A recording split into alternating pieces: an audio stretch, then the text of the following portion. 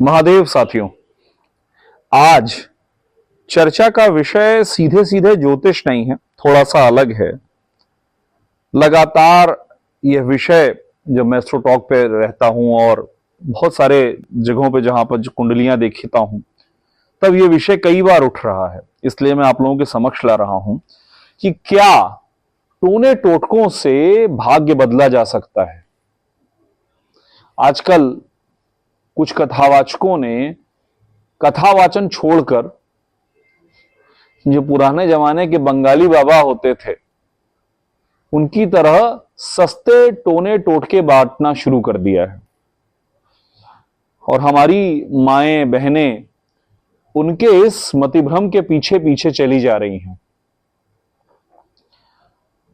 मेरा व्यक्तिगत कोई मतभेद नहीं है, बड़े आदमी हैं, अच्छा करते हैं, कथावाचन कर रहे हैं, संस्कृति का पंथ का प्रचार कर रहे हैं, बहुत अच्छी बात है। पर आप यदि शास्त्र से परे जा रहे हैं तो आप लॉन्ग टर्म में सिर्फ समाज की हानि करेंगे।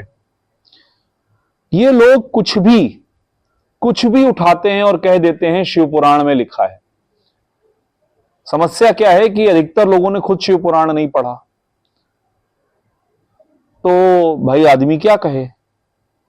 कहां लिखे हैं ये शिव पुराण में टोने टोटके? ऐसे ऐसे नए रिश्ते पैदा कर रहे हैं।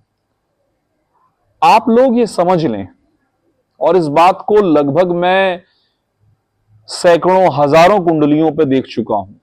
न जाने कितनी घटनाएं हैं जहां छोटे छोटे प्रयोग किए गए, पर उनका कोई परिणाम विशेष नहीं आया। बहुत हुआ तो तात्कालिक रूप से कुछ छोटा सा लाभ हो गया।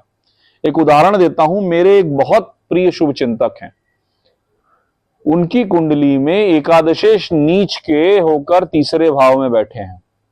ज्योतिष का बेसिक समझने वाला भी व्यक्ति जानता है कि ये किसी भी व्यक्ति के लिए किसी भी तरह के लाभ में बड़ी ही समस्या वाली स्थिति है, और उस एकादशेश की दशा चल रही थी, तो बड़ा परेशान थे बेचारे।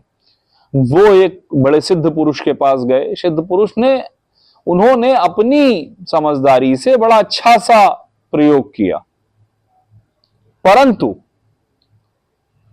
चूंकि प्रयोग था, वो सिद्ध पुरुष थे और उन्होंने पूरी ऊर्जा लगाई थी, इसलिए परिवर्तन आया। पर पता है क्या परिवर्तन आया?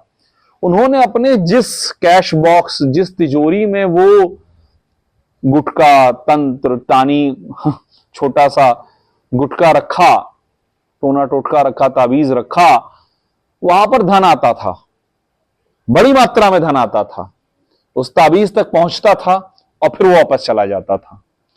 उनके पास लोग धन रखवा देते थे और वो सदाशयता में धन रख लेते थे और फिर वो धन चला जाता था, क्योंकि कुंडली में धनार्जन का उस वक्त समय नहीं था। और ऐसे बहुत सारे घटनाक्रम मेरे सामने हैं जहां पर लोगों ने, आजकल तो सबसे ज्यादा परेशान हमारे ये 18 से 22, 24, 26 साल, अब तो खैर मेरे पास अभी परसों जो कुंडली आई 35 साल तक की देवियां हैं, तो कोई कुछ भी टोना टोटका बता दे उसको वो करने लग जाती हैं। थोड़ा बहुत तात्कालिक प्रभाव भी कई बार हो जाता है, लेकिन लंबा प्रभाव नहीं होता। क्यों?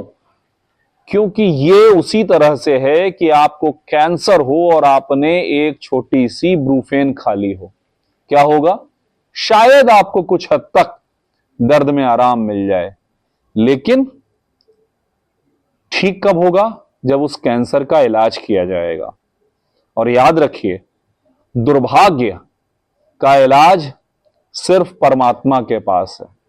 इसीलिए अधिकतर शास्त्रीय उपाय आपसे दान करवाते हैं, जप करवाते हैं, साधना करवाते हैं, ताकि आपको परमात्मा के जो विभिन्न स्वरूप हैं, त्रिदेव हैं, भगवती हैं, गणेश जी हैं, भैरव जी हैं, इनकी कृपा प्राप्त हो और आप अपनी समस्याओं से कुछ हद तक निकल सकें। तो आपसे मेरा विनम्र अनुरोध है, आप किसी भी समस्या में हो, टोने टोटकों के चक्कर में मत पड़ें। 2 उपाय बता रहा हूं, सटीक हैं, मतलब अमोघ हैं। प्रदोष काल होता है संध्या के समय, मंदिर में जाइए, शिवलिंग के समय शिवलिंग के समक्ष दिया जलाइए, 3 रोटियां भोजन के समय निकालिए गाय कौवे कुत्ते की। सिर्फ ये 2 उपाय, गौग्रास जिसको हम लोग पहले कहते थे, 3 भोजन निकालने हैं गाय कौवे कुत्ते को, प्रदोष काल में संध्या समय में दिया जलाना है मंदिर के शिवलिंग के समक्ष। 90% आपको 51 दिन में अपने जीवन में परिवर्तन दिखाई देगा यदि लगातार करेंगे। महादेव की शरण में जाइए, दान कीजिए, धर्म कीजिए, महादेव आपको सही रास्ते पर ले जाएंगे। आप सभी से फिर मिलता हूं। हर हर महादेव।